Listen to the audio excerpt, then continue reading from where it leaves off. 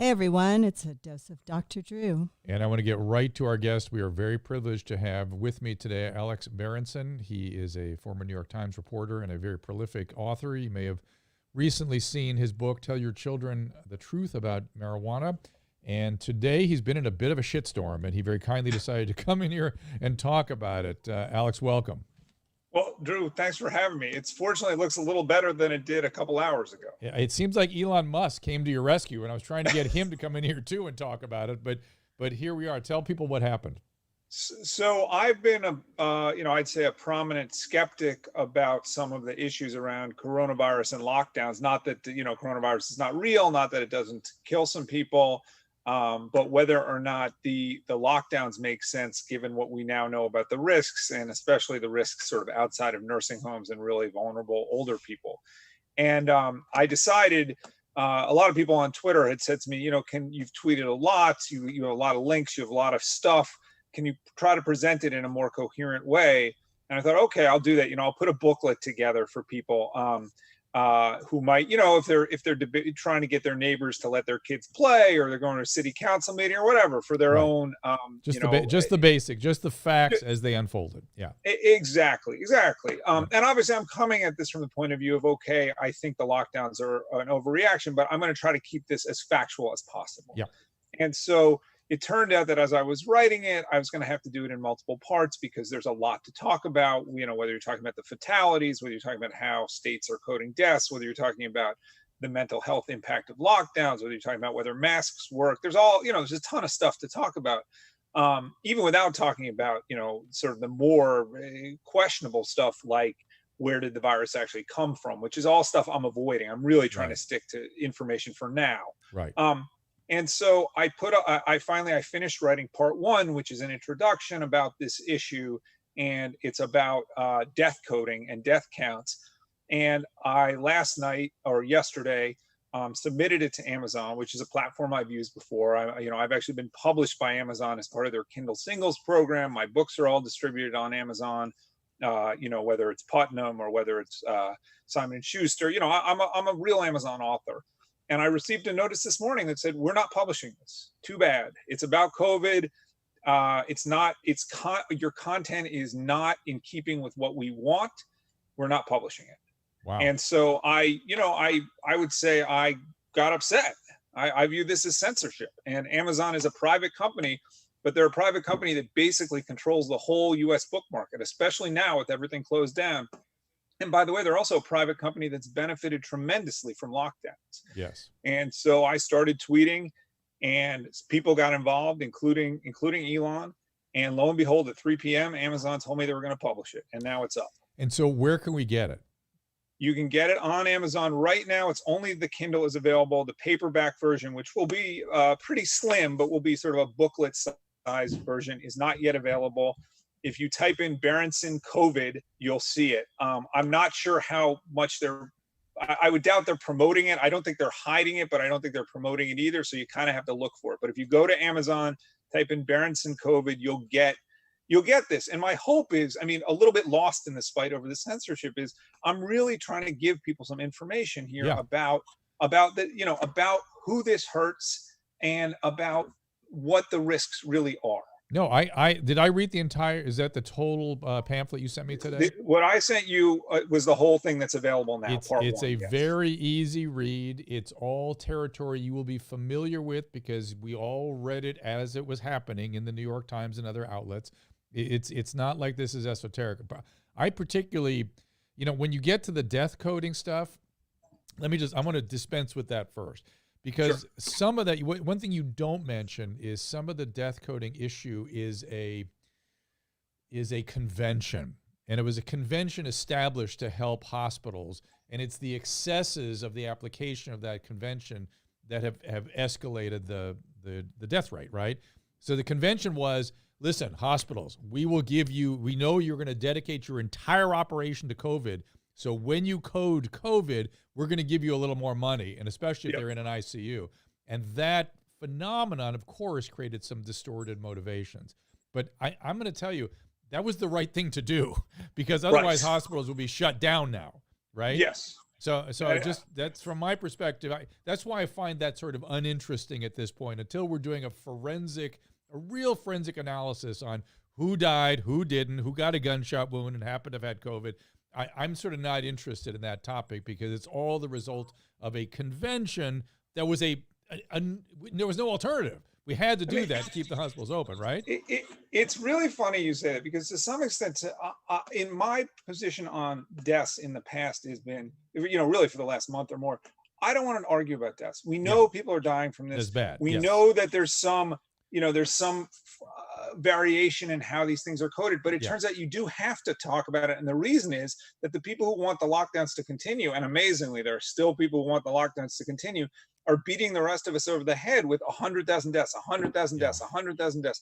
Yeah. Well, if you're really going to talk about that, then let's talk about who's really died, and let's talk about how many of the younger people who are included in this probably their deaths in reality had very little to do with coding. And the number one example of this is the gunshot wound deaths, which really, it's extreme. It's extreme, and I'm not saying there are a lot of those, but they prove the point. And you should, and I think one of the conclusions I get from your argument is we should have we should look at two data points. We should look at over 70, under 70, and that's that. And we have two very different illnesses. Now, the other thing I will tell you is, as somebody who's taken care of patients who have gotten really sick with this, and some that have done very poorly, in that population, it is not the flu. Right. But in the younger populations, it sort of is. It's sort of very similar to that. It's maybe some complications and things we have to worry about. But if we looked at it that way, maybe we could all talk about it more rationally. Right. And then you get into this issue of, well, you can't, then you're letting grandma die. Well, look, I'm now profoundly middle-aged. Okay. And, I don't want older people to die from this, but let's be honest, the death of somebody who's 88 years old is not the same as the death of somebody who's 10 years old. The older person has lived his whole life. And I'm not saying it's not a tragedy, but it's different. It's different disease, almost different disease. It's a different disease, but I don't know when it became unacceptable to admit that. So let's put that aside for a second. What I'm more interested in is your preamble up to the lockdown, which is you look pretty careful, and I only have you for 10 minutes. So those of you on Restream here, listen very carefully, or go get the pamphlet. It is on Amazon. It's I just did Berenson COVID. It's $2.99 as a Kindle. You can get it right now, but it's an easy, quick read. So the Imperial College of London, I was screaming about that from the beginning. I said it from the beginning. There's no way that is accurate. That is built on a ton of assumptions that are just false. A, it assumed we would do nothing. B, we are not Italy. We are the greatest innovative medical system in the world. We can flex like nobody else. As somebody coming from the medical system, I knew we would be able to respond to this in an entirely innovative way relative to everybody else. And it would not be what was being predicted. And we would do things to mitigate the spread. And I said it every time, listen to Dr. Fauci. I've been working around that guy since the AIDS epidemic. Very conservative, but he will get us through this. Where do you come in on that? Well, I mean, I think you're clearly correct. The models, look, Neil Ferguson is clearly a very smart guy, but he's not a medical doctor. And he's actually not an epidemiologist by training. Let me stop you. Do you know every prediction he's made on every, it has been off by a factor of 10 to the 2? Yes. Every single one. He predicted in 2005 that bird flu might kill 200 million people. That's not an exaggeration. It's not a mistake. It's what he said. He predicted and by the way, part cow. 2 of a mad cow was going to get 1 million or something just in Britain. 100,000, and then it was going to be mad sheep, believe it or not. Now it's going to be 150,000. No joke. Right. No joke, mad sheep. And by the way, there were about 1,000 cases. There were about 1,000 cases. He was off again by multiple factors of 10. And every time he makes a prediction, he is. And why didn't we look at that? And why did that sit on the front page of the New York Times for 2 weeks? That's a really great question. It's a really great question. Part 2 really is going to be about the lockdowns and the failure of the modeling, and that's going to be in some ways more pointed. It'll still be just as factual, but I think Neil Ferguson has a lot to answer for, and I think the people at the University of Washington have a lot to answer for. Well, now hold on. I'm going to defend them. I'm going to defend them because I talked to them early on. They said, "Look, we're building the best models we can, but we're gonna have to change them every couple days. This like building a model to predict the stock market or the weather. It doesn't really predict the future. It kind of is giving us a sense of where we are, and hopefully we can derive some meaningful. But here's my answer to that, Dr. Drew. Yeah. If I build you a hurricane model Yeah. and it says a hurricane is going to hit the eastern seaboard sometime in August or September, and my answer to that prediction is burn the whole eastern seaboard down, that's a useless model. Yes. Okay. Agreed. At some point, especially if my answer is so over the top, at some point the model has to be predictive enough to be valuable, or we shouldn't be making any decisions based on it. Oh, well, making the decisions on it was somebody else's responsibility, not University of Washington. And their models did get better and better and better as time went on. Somewhat better, yes. Yeah. I mean, what I will say, one thing that's really interesting is that the hospitalization numbers were completely off by by large factors. The death numbers were not so off, but the answer to that is that this really hits this group of people who are, very old and unwell. That's right. And a lot of them die so quickly they don't even go to the hospital. They die in the nursing home. It's brutal. It's brutal. It's brutal. But okay, so I'm trying to cram so much in. I'm looking at the clock. My next thing was the way this all happened. Now, you were a New York Times reporter. Yes. Where in the world? I mean, I started screaming about this in January. I could see a panic coming. I knew that there were going to be excesses, and I knew it was going to be driven by the press. I kept saying, please shut up, just listen to Fauci, please shut up. And then I tried to calibrate everybody's emotion by saying, look at the H1N1, look how bad that was. You didn't even know that happened. Just relax, relax, relax. That's what I kept trying to do, and I got excoriated for that. So I apologized that I didn't get it exactly right, but I got it kind of mostly right, and I certainly got right. Listen to Dr. Fauci, but in any event, in what world? And this is where the shark jumped for me. We jumped about 50 sharks. Does the editorial board of the New York Times make medical decision making and mandate medical decision? There's a headline. I've saved it. New York Times editorial boards demands a lockdown. In what world do journalists demand medical interventions? In the world where they're scared to death because they're in New York City. And I mean, when the history of this is written, there's several things we're gonna realize. One is that New York is the world's media capital. New York got hit hard, and it did get hit hard. The deaths in New York were real, and look, was some of that due to terrible decision making by Governor Cuomo and sending patients back to nursing homes? Yes. That was brutal. That was brutal, guys. And outlawed wearing masks. Brutal. Brutal. Well, and the other thing is New York was hyper aggressive with ventilators early on. And I think the consensus in the medical community is that was a mistake. Yes. That some people who might have lived were put on vents, and it just destroyed their lungs. So, here's what I'd like to, so I'm going to give you a little criticism, I think, on that same exact kind of issue. To judge people for decisions they made in the fog of war, I think is unfair. I absolutely agree with you. Yeah. And I'm not even necessarily criticizing. Look, my wife's a physician. These are really hard decisions to make. I think to the extent that people made decisions to protect medical workers and staff, even that is defensible, but it's something that we need to talk about, right? If the idea is we don't want everybody to get sick, so we're not going to use nebulizers, we're going to use ventilators, okay. But if ultimately that led to extra deaths, it's something we at least need to be honest about. But I would argue, I agree with you 100%, but I would argue the same thing of shutdown. When shutdown occurred, I thought, oh my God, you got to be kidding. This is excessive. There's no science to back this up. Even the 1918 flu, they believe the masks are what ended the pandemic. And so we're going to shut down schools. Did a doctor make that? I kept asking, did physicians make this decision? I kept asking that, like, doctors know how to make risk reward analysis. This is going to have dire consequences. Did a doctor make this decision? Of course, no. In almost no cases did a doctor make that decision. But anyway, when our leaders decided to do it, I thought, you know what? Fine. I have a responsibility as a citizen to follow my leaders. They are preparing for the worst case scenario. They are in a really tough position. I have responsibility to really get behind this, which I did. So I am not judging the shutdown. What I'm judging is the duration of the shutdown, which continues to this day, when it became clear that masks and distancing are equivalent if not a better intervention than shutdown.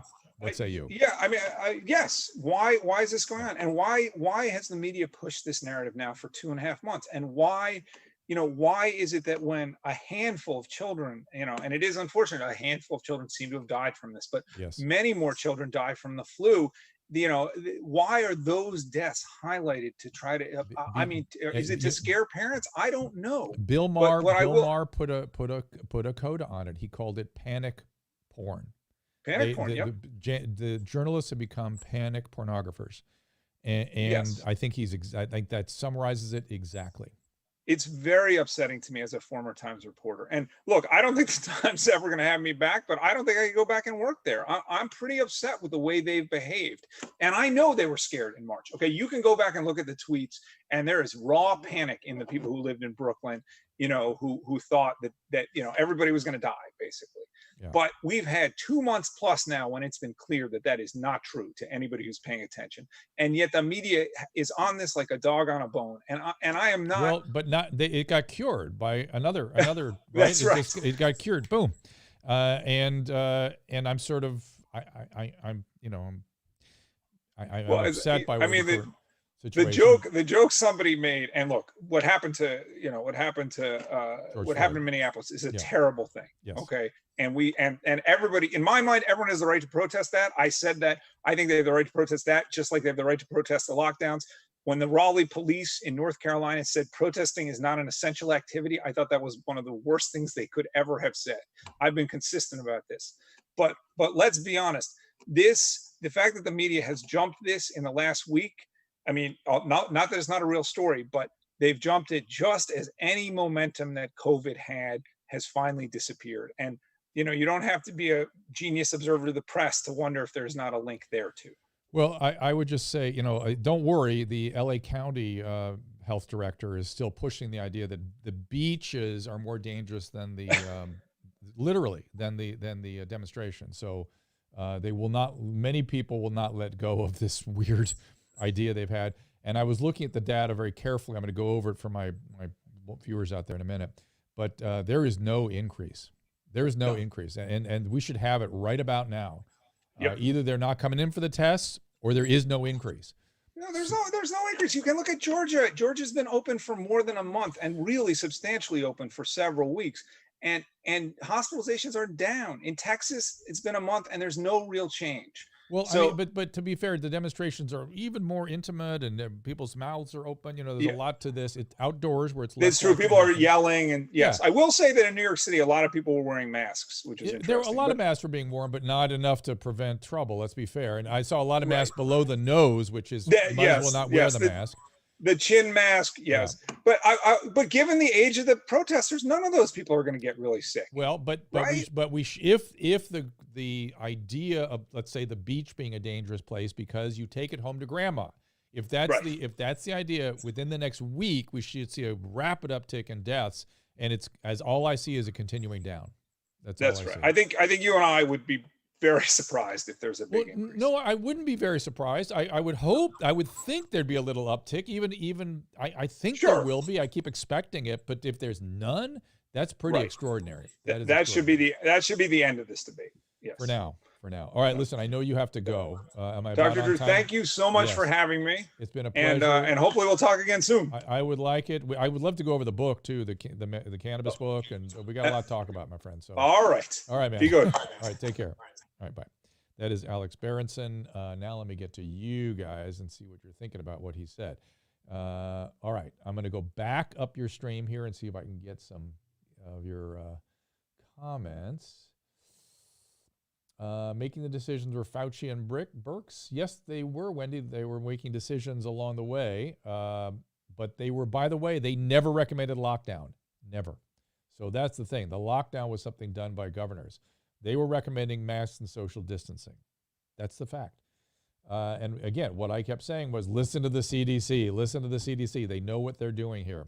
And that has been shown to be categorically true. Let's see. No, I don't agree, Teresa, that the country never should have been shut down.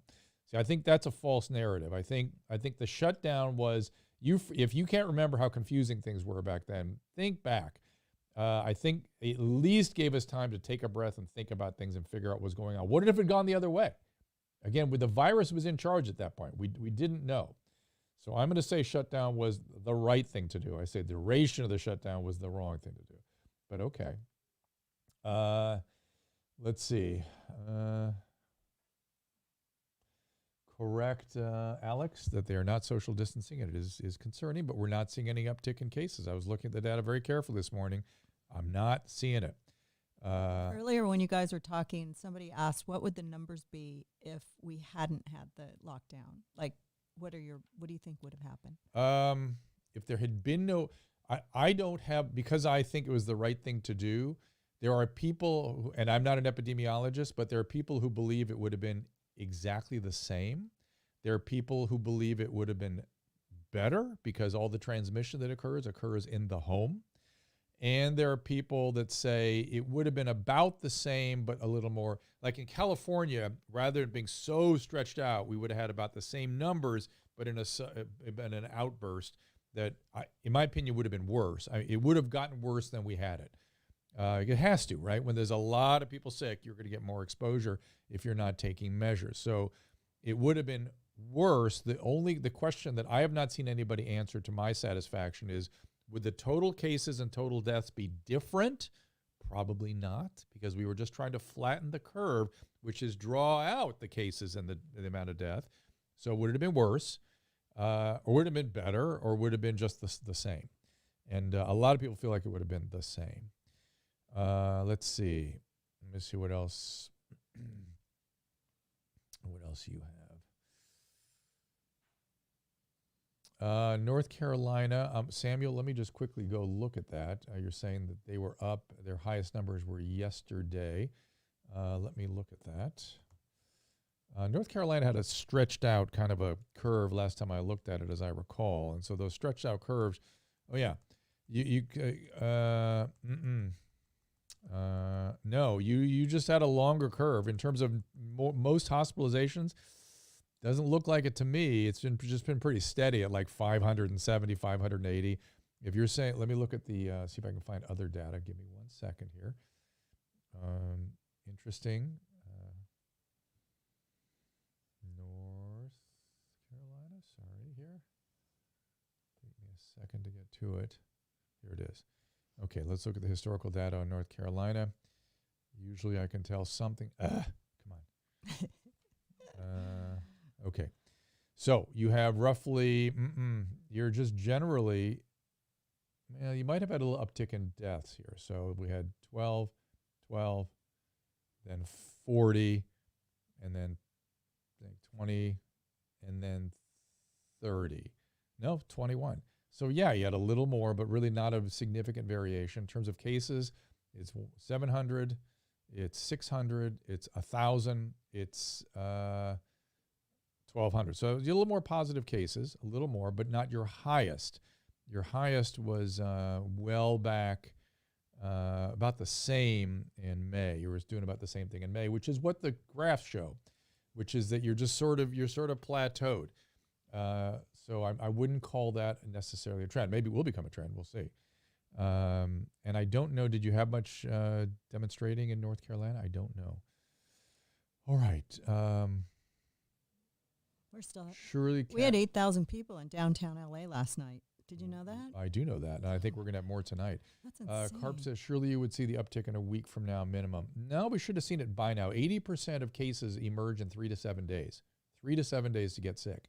80%. And this started a week ago, so we should be seeing something.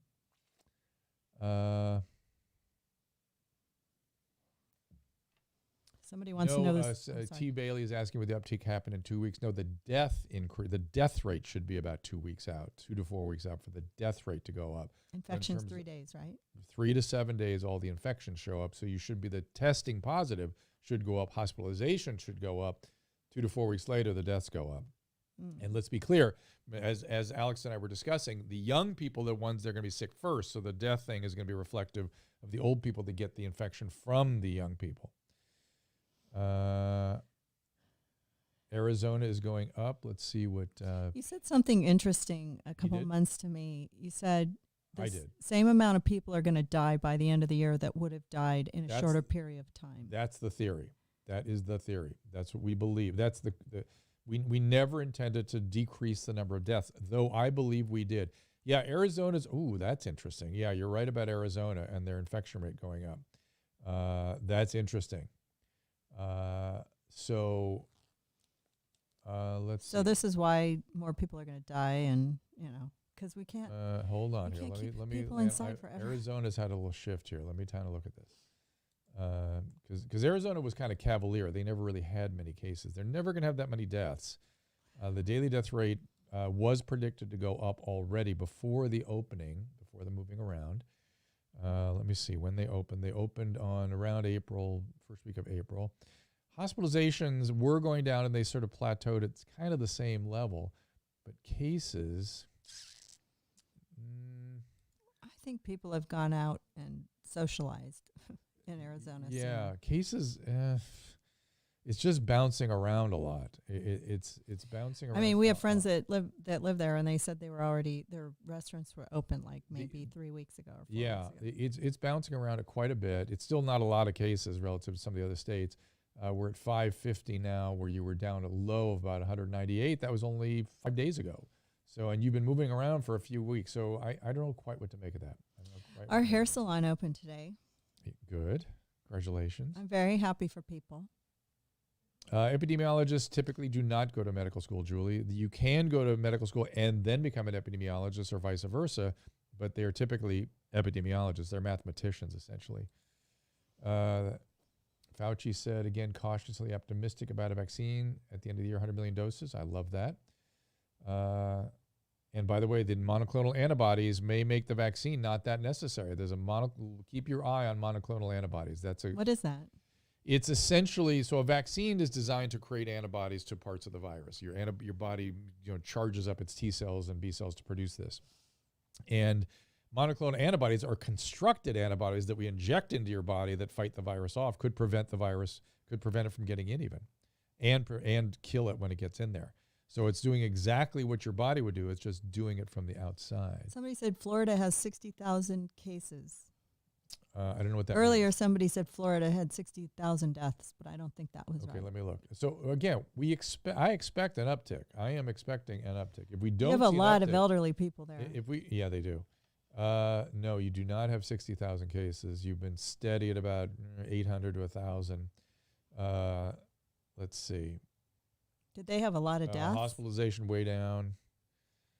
Death rate dropping dramatically. No. Maybe daily because death it's all rate, grandmas. highest daily death rate is 400. Let me remind you, in New York, what the highest daily death rate was like. It was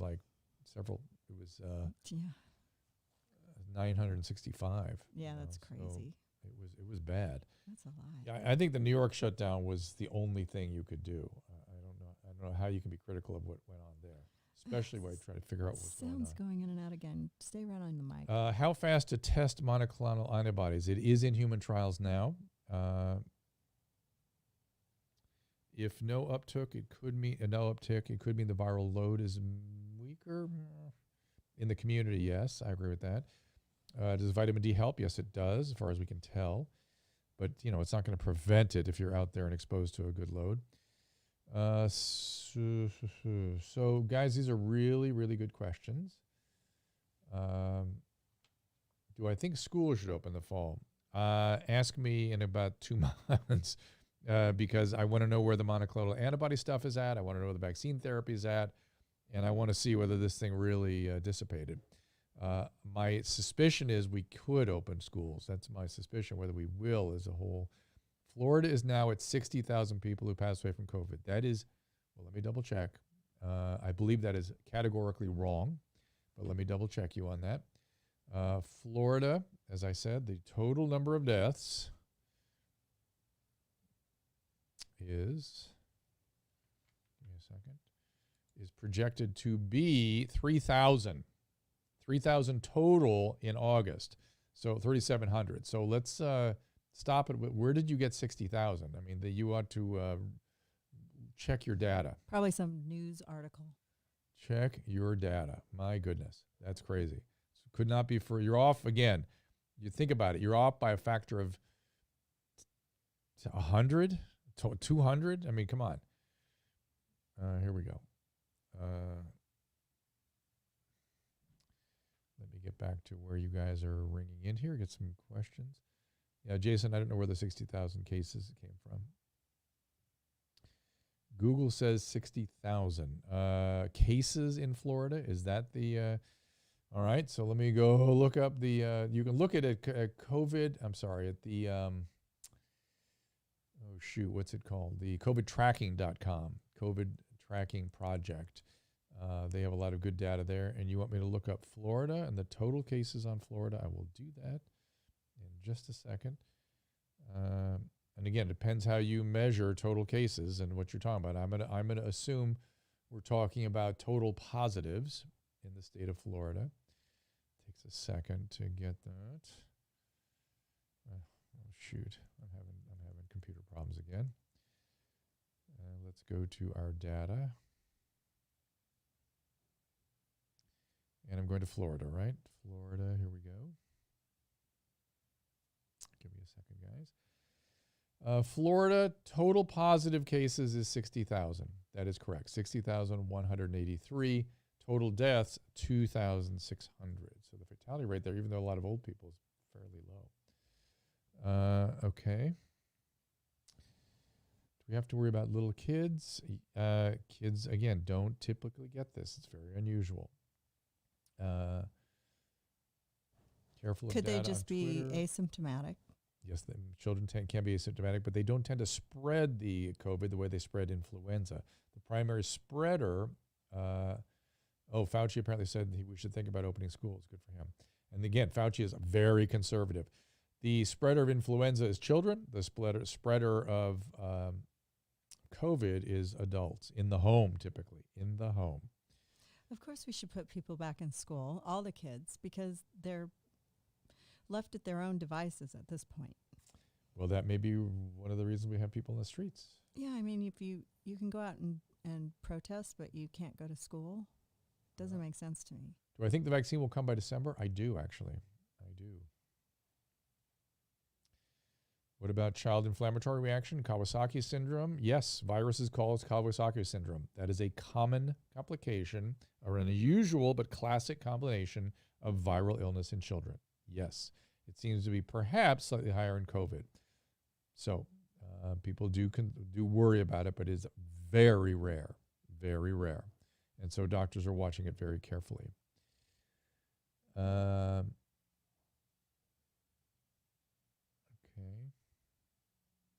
Vaccine looks good, somebody's saying. Okay. Anything else you guys want to talk about? I just thought Alex's thing was so interesting, and to see Elon Musk in there screaming about it and about the injustice of him if you read the pamphlet, you'll see he just goes through the history. Again, the pamphlet is available at Amazon.com. If you put in the search bar Berenson, Berenson, COVID, you get the Kindle edition, which is Unreported Truths About COVID-19 and Lockdowns. And I would argue that he's not even really reviewing their unreported truth. He's just reviewing the facts as they unfolded. Just nobody's put it in a narrative like this where there it is. Actually, it's just the part one, the introduction and death counts. Yes. And estimates. Caleb, I got it just about exactly right. That's right, Caleb. I got it just about exactly correct. And that's what Berenson and I were just talking about. I didn't get the ferociousness of it in the elderly population, and having seen now several cases, it's brutal. And the population does need to be protected, but very close in the other. And by the way, anybody else get it exactly right? Did anybody know exactly what was going on with this virus and made no tactical or assessment errors? Certainly the New York Times did not. They put the Imperial College of London data on the front page, which was off by a factor of 10 to the 2. 10 to the 2. Fauci was not against masks. Cuomo was against masks. I've been for masks from the beginning. The 1918 flu, they felt that was 100% effective. We were discouraging wearing masks because there was an allocation problem to the healthcare providers, but that wasn't because, from my perspective, that masks didn't work. Once they got enough personal protective gear for the personnel, then it was time to put your mask on for sure. You could argue that Governor Cuomo hurt a lot of people by making it illegal to wear masks. He was in the fog of war. I can't fault these guys for anything they did. I really did.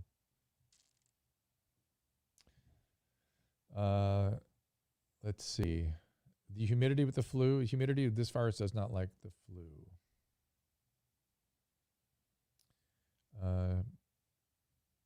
Do I think mask wearing will be widespread after the vaccine is administered? It's a great question. I don't know how that will go down. Depends how, certainly for a while afterwards until it's proven to induce some herd immunity. You're hoping there isn't a second wave coming. I'm hoping the same thing too. There clearly is not going to be now because we've had people in the streets for over a week. And again, 80% of cases emerge in 3 to 7 days. So everyone would have been sick by now. And we're seeing no uptick in the numbers of cases. So the idea, the perception is that either the life course of this virus has been concluded or the season, the heat, the summer, is something this virus doesn't like. We will see in the fall if it emerges. That's where we could see the second wave of this thing. That's where we might see it.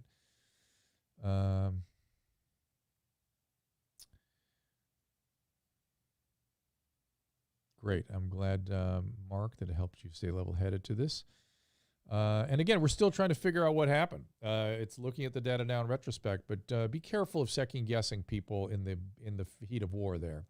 The only thing I knew was that there was a panic coming and that people needed to adjust their emotions and that the press was causing the panic. I heard the word staggering more times in a month than I'd heard my entire life.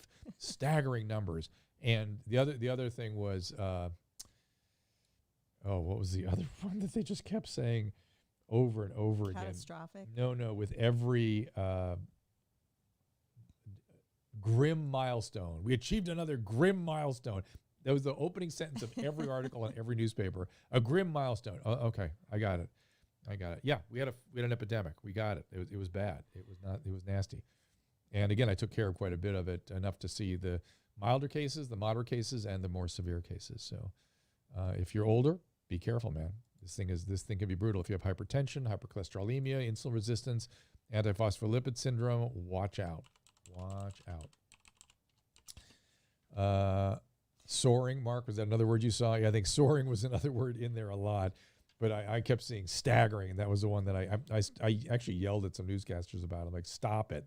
They were doing, they were in Italy, and they're like, there's been 3,000 cases, a staggering number. I said, that is not staggering. What are you going to say when it's at 100,000 deaths? What are you going to call that? If 3,000 cases is staggering, what are you going to call 100,000 deaths? So something that I really am affected by, yeah, and which I didn't like about this Amazon taking this book down, is censorship in America, and how we're we're okay. It's okay to go out and protest peacefully and have your First Amendment rights and fight, but you can't, we're all getting censored, and the news companies are censoring things, and the newspapers are, we're all part of this problem. And I mean, like, if I put something up and everybody starts yelling at me and says, you should take that down, I'm like, no way, it's not coming down.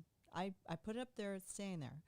But I mean, I think that is the biggest reason that this should be addressed, his book, actually. So Elon Musk has been talking about this for the last couple of weeks. He felt the lockdown was an excessive overreach that infringed on people's civil liberties. He feels the same thing about the social media outlets censoring certain people. I'm assuming, I forgot to ask him, I was going to ask him whether a person actually censored it or whether it was some sort of algorithm. I'm assuming it was an algorithm. They sent him an email and said we were, No, I know, but it might be an algorithm that did that, not a person. So we don't know. I hope we can get him back so I can talk more detail about it. We can talk about some of his other books. Obviously today he's pretty busy. And if you can get Elon Musk, Susan, tell him he is also welcome to come on in here. Okay. But the idea of yelling people down. Anybody have his phone number? The idea of yelling people down is a terrible, terrible idea. We should engage, change, persuade, argue. I mean, that's. Have you ever heard of the famous philosopher named Hegel? G.W.F. Hegel believed that the way history moves forward is by thesis, antithesis, synthesis. So you come with 2 points of view and you gather and you make something better.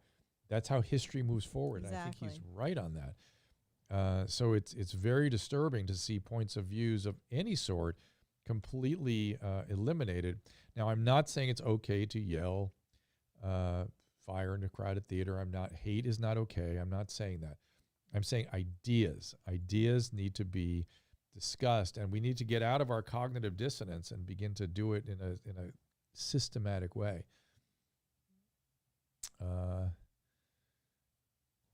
I felt like one of the things that people were really fighting about this week was how it was okay to loot because it's for a cause, and the material things weren't worth a man's life. And I thought to myself, yeah, but that's a criminal act. How is that okay? Well, here's where it's okay. Is that civil disobedience is we should be having conversations about this. Well, I'm not allowed Hang on, let me to, just explain it to but you. I had to Civil put it out there. disobedience is something you do when a government is unjust and you must try to make things just. That's essentially the way it is. Like, for instance, where let's say it's the Vietnam War, this is where civil disobedience got its sort of cachet, was people saying the government is involved in an unjust war, therefore I have an obligation to be disobedient to that government that's involved in an unjust war. I mean, this has a frame to it. Civil disobedience is not random. The question is, were those people actually involved in civil disobedience, or were they just involved in opportunistic criminal activity? Those are two very, I feel like the kids that got arrested 2 nights ago were being civilly disobedient, and I stood by that they were doing the right thing if they wanted to send a message. That is, get arrested for standing up to an unjust system as you perceive it. Now, you have to be able to argue that very carefully, so be careful. But just running around in chaos is not civil disobedience. So anyway, let's see. I'm looking at your guys' comments. Susan is right on this one. Joe Wallace, tell us what Susan said that you liked. I am right? Oh, Yes, my she goodness. said you're right on this one. You're saying what's the justification for civil disobedience? I think we ought to see. I think there were 3 different groups in the 4 different groups. I think you have peaceful protesters. You have people that are interested in civil disobedience to make a point. You have people that are interested in making conflict with the police. Those are the guys throwing the bombs, the firecrackers. And you have people looting, just opportunistic looting, taking advantage of the situation. So 4 different groups, and I think they ought to be distinguished amongst, because they have different goals and they should be dealt with differently. See, the idea would be to preserve and protect the civil disobedient and the peaceful protesters. Both those should be carefully protected from the rest of it, as should the rest of us. So I don't know. I don't know how we do that. I'm glad I'm not in that position to try to figure that out. But with a book, yes, it's not like you're looting, right. I mean, in a weird way, Alex is like Thomas Paine, back around the Revolutionary time. He's stirring things up. But I want to know what they disagreed with, and they had to. I would like to know that too. I have a feeling it has more to do with what he wrote there about the COVID death tracking. Because that he got a bit more into the weeds on that if you read his pamphlet, and I think that's where he'd get a little bit of trouble in terms of pushback from people. Because the rest of it, all the rest of the pamphlet is just, here's the history as it unfolded. He just puts the facts out there. Yeah, Trust me, that's how it happened. He researched it like a historian. He did. He did not even a historian, like a journalist. Just here's how it happened. Here's the timeline. Here's what happened, and here's what wasn't reported, and here's what was happening. So. Well, you'll have to read and see. Susan is spot on. They are looters and belong in jail.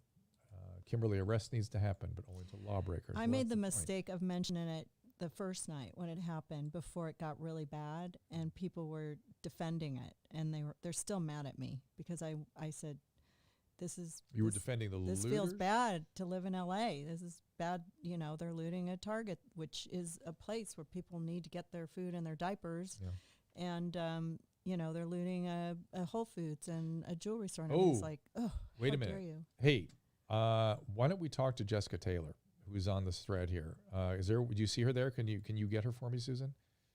Jessica Right. had COVID, and she had a nasty, nasty, nasty case. Jessica's our friend. She's an airline pilot. Oh, Hi, Jessica. How do we get a hold of you? I don't want you to put your stuff up here. Oh, I got to read Andrew because he's right under Jessica, and he always writes. I don't have the things. phone line set up. Oh, okay. Well, Jessica, hi. I hope you're feeling better. A lot of people. We'll have her on the next show. Okay. Well, I'll try to get through. She can go to give me your number over on Facebook or something on Facebook Message. No, I go to @FirstLadyOfLove on Twitter.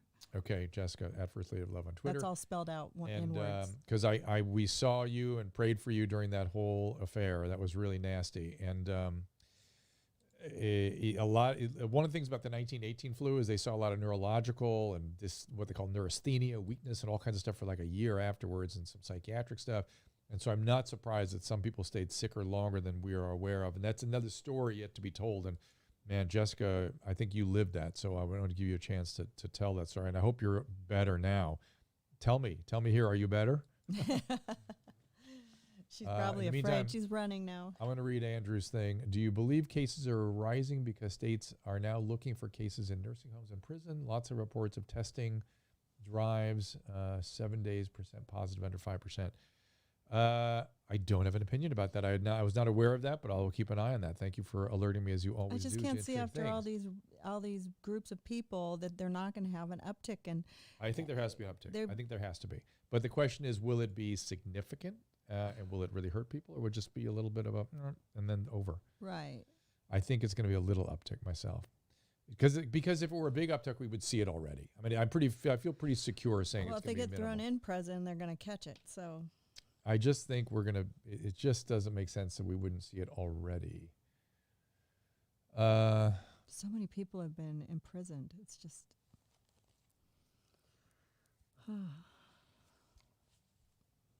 I guess quarantine can make people get the best of people. Yeah, Kelly wants to associate looting with the Boston Tea Party. Again, the Boston Tea Party was a very specific message. It was a single act of civil disobedience for a specific reason, not random acts of civil disobedience and chaos. The Boston Tea Party would have meant that the men that did that instead ran through Boston and ransacked every business that was there. That's different. That is different. So Jennifer responded. The Ozarks say no uptick in 10 to 11 days later. There was one case I heard, but that's it. You're right. Did you see the one where Jessica? Oh, I thought Jennifer McCarthy. No, Jessica. I thought Jessica. Her name was Jennifer. Somebody said Jennifer said it's $39,000 for putting them on a respirator, which can actually kill you. Yes. Joe Rogan's friend who tried it who had it. The doctor said the respirator, to him we talked about that with Alex too. The respirator thing is very complicated, and we clearly overdid the respirators, the ventilators at the beginning, and New York was very focused on putting people on ventilators, when in fact you want to wait as long as possible to put people on ventilator. For sure, that is true. And if you're old, you don't want to go on one. They started laying people on their stomachs and doing other things to help with the inflammatory reactions in the lungs that were causing the problem. But at a certain point, you do have to put people on ventilators because they will die without it at a certain point. So do you think the angry mob's going to come here? Me? Yeah, somebody said, I hope you have your scalpel ready, Dr. Drew, when the angry mob selects your house. Thanks, Ned. Thanks. Susan needs her own show, Vaughn is saying. So sorry, I'll quit talking. I'm sorry. And I don't. Oh, Jessica, there you are. Yes and no. I still have a cough and shortness of breath. Occasionally, I was at 9,000 feet last week. She's a pilot. And experienced numbness in hands and feet, almost passed out. Oh, my God. No. Very odd for me, yes, I imagine. The pulmonologist said the virus has a lot to creating asthma-like symptoms later. It does. I'm on inhalers and nebulizers trying to get my lungs back up to speed. It takes a while, Jessica. It does take a while. I'm glad you're not having any more of the weakness and all the neurological stuff, because that actually scares me more. The lung stuff, I know, really tends to get better. Oh. Joe Rogan's episode with Eric Weinstein on all this is also very good. I will listen to that. Thanks, Zach. I don't know. This is all just so crazy. I'm just looking at your thread as it comes through. Okay. Well, Jessica, again, I'm glad you're up and flying again. I'm glad you're feeling better. I want to get you in here to talk about the experience, because I know you had a very, very nasty course with your COVID. And you're a young, healthy person. So Again, there are young, healthy people that have lots of really nasty stories about this thing. So I don't want us to get cavalier as we look back and talk about lockdown and whatnot. The question is just a scientific one. It was the lockdown better than social distancing, or in some way necessary above and beyond social distancing and mask wearing? Also, someone saying Rogan with Dr. Rhonda Patrick. Okay, I'll have to look at that. This is Rogan's PR. And Zach says, we love you, Susan. Don't stop talking. So, Susan, don't worry, she won't. So I'm sure that will continue. I have, somebody said you're more conservative than I am, which is totally I'm more true. conservative than you are? Yeah, like when I see stuff, I just say it like it is. Like I could never be a newscaster like you because I would just say what was on my mind. I know it drives my kids crazy, but Drew and I are very different. Okay. Well, I tried, humility is what I'm attempting to have as it pertains to all these things. And particularly when we start reassessing our behavior as we look back on the last 3 months, humility, I think, is an important way of perspective to have, because it's easy to judge what anybody did. It's easy because it was a fog of war. It was extremely scary, and it was difficult to know what was going on. You have to think back to that time. No, I know. Vaughn says I'm too politically correct. Maybe. Here's my problem: is I see all sides, and I really do. I just see all sides, and so for me to get heated on one side or the other, I can't very often do that, and except when it comes to medical stuff. Then I know the story. Yeah, Andrew, he's bringing up the fact that they completely retracted as erroneous. And if you look at the details, Andrew, on that Lancet article that said that hydroxychloroquine was dangerous for sick COVID patients, it turns out it was a data corporation, a data analysis corporation that no one had ever heard of, no one had ever used. Two of the employees was like, they weren't even scientists, it turns out. And that got quoted and thrown around as though there was a scientific study proving, and it froze. Here's the really horrible part. It froze a bunch of legitimate studies being done on hydroxychloroquine. Now, there has been a study that emerged today or yesterday from the New England Journal of Medicine. It is looking at the issue of prophylaxis, and its data has come under some scrutiny. The conclusion of the data was that there was no significant benefit in taking hydroxychloroquine, no danger whatsoever. But in fact, when the data was looked at by certain groups that were sending in editorials about the article, they were saying that there seemed to be a 17% improvement. And given that we had nothing else to improve to help fight against the transmission, why wouldn't people take it given that it's completely safe? So that is a controversy that's flying around yet. That there will be more studies to come, but they will be delayed because of that Lancet article, Andrew. That's the thing that bothers me most about that article, is that it called in question whether studies should continue, and some were discontinued because of fear of doing harm.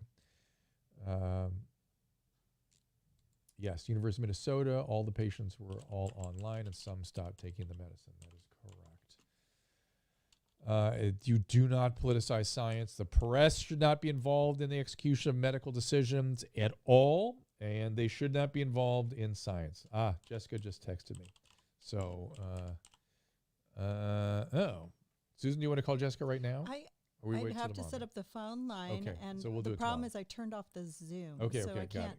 I can't get Jessica, back we will in. get you tomorrow. I got your number. Thank you so much for texting me. But we'll add you in. Are we going to do something tomorrow? Do we know that, Susan? Maybe. Okay. Well, don't give me a maybe, because we got to tell people where we're going to be. I don't know yet. We need a couple days off. Monday we have a show with we're gonna have Jimmy O Yang in here with, I think, Fred Stoller, who was in the middle of the riots, and the Dr. Brady and the patient who her name was Allison Rinner, who we set up emailed for us, teeth replacement. And a few months ago, before this whole thing started, and she had her teeth done yesterday, and we have to show you the before and after. It's amazing. She flew from Philadelphia to Portland, and he set He her fixed up. her mouth. Right? She's She it's looks- unbelievable. I hadn't ever seen her before. She was an absolutely beautiful woman, but her teeth were really jacked up. And he just, Yes, they were. Oh, yes. And she looks completely different. She's so happy, but we're going to have a show. We're going to have Jimmy O. Yang as well as Fred Stoller, who who was on the front lines of the riots this week. And then also we're going to bring the dentist and Allison in. Dr. Brady from Drilled Podcast. And Andrew's enlightened me again. Apparently, Texas opened up to 50% capacity for fans at sporting events yesterday. Well, that makes sense to me. If we've done a gigantic experiment on a large population with the demonstrations and discovered that there is no significant transmission, so why not? Certainly out of doors in the sun. That we know that for sure. Oh, and also we'll be taking calls on Monday. Maybe we can have Jessica. Is that her name? People are telling me, this is Kelly Marie. Okay, people tell me I have antiphospholipid antibody disorder. Yes. If you have antiphospholipid syndrome, we call it, Kelly, or lupus anticoagulant, the patients I've seen that had COVID with that do very poorly. So I don't care what age you are, I would be very cautious about that. There seems to be something about that phenomenon of antiphospholipid antibodies and the cytokine cascade that's caused by COVID. So we don't know exactly all the links yet, but I would be very, very careful.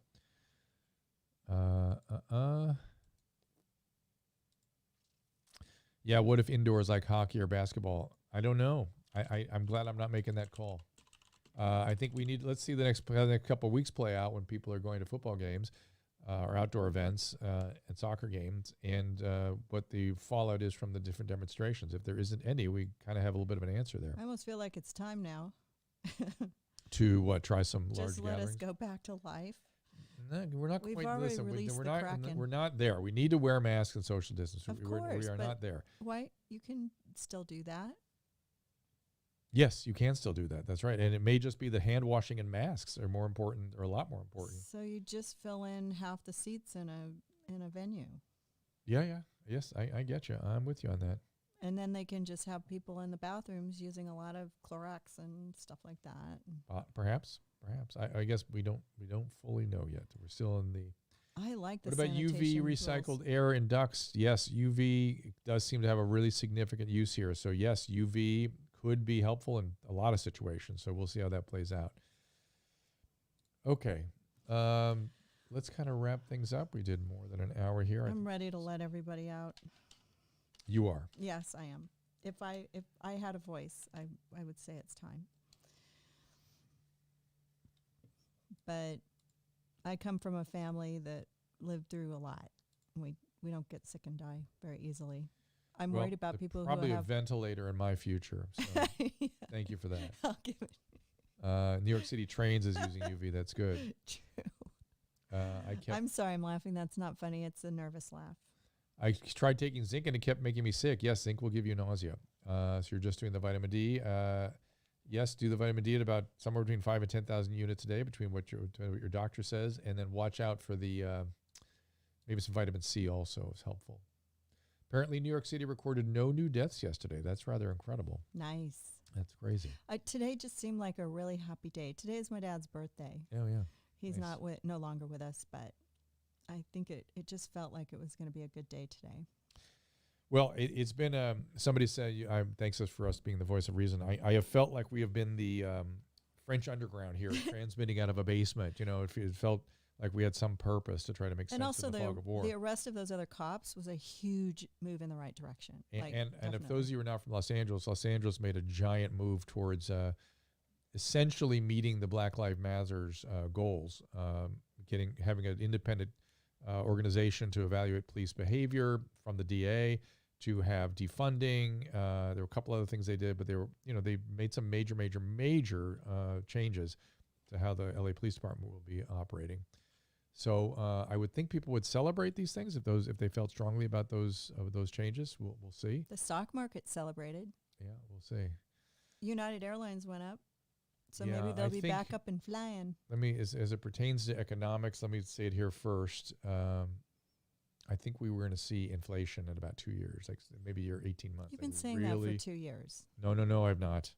I mean, this makes sense. Now it's the time, I suppose. I don't see how we avoid real inflation in a couple of years here. So, so prepare yourself for that. JM, you like Garcetti's speech? I did not. I thought his actions were fine. I don't know what the well, he's coming from a loving place, and some people dig it, and some people don't. I'm saying maybe the expressions of love needs to come from the clergy, and the policy providers need to tell us what policies they're going to create and why they're going to do it, and how they're going to do it, and that's that. And stop needing to have love and everybody be your friend. Yeah, no, that's not leadership. That is not. That's the opposite of leadership. That's the opposite of leadership. But I felt sorry for him though. His entire neighborhood was flooded with people, and that's kind of scary. So, as long as his family's okay, because people can. We mean they were demonstrating at his house. Yeah, they were all crowded. That's not even his house, apparently. Oh, it's not. Oh, that's what I heard. I don't know if that's true or not. So Drew loves Garcetti. Yeah, JM.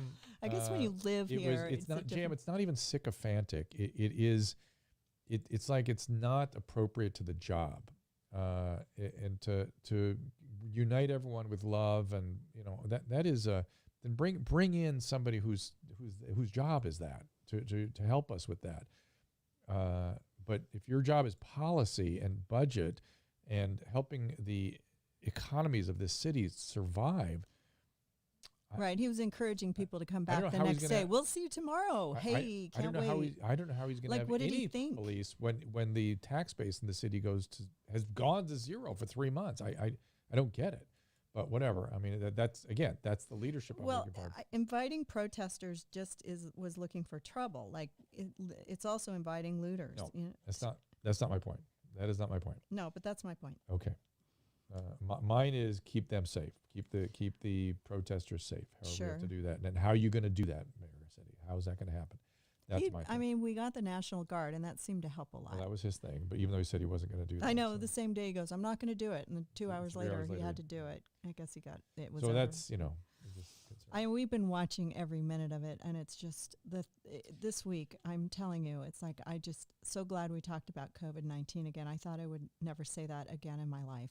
So I will be. Somebody asked if I'll be on Fox 11 tonight. I am be on Fox 11, so you can see me there at 7:00 tonight. Alex and I believe, will be back together again. They've been doing wall-to-wall coverage of the demonstrations, but I think he and I will be interviewing people again tonight, trying to make sense of things here in Los Angeles as a local show. If Alex is still alive, he works about 10 hours a day. I know, poor guy. Or 12. He and Colleen Williams. She's also a friend. Why is there a dog out there growling? I'm going to go see in a minute. So. Okay.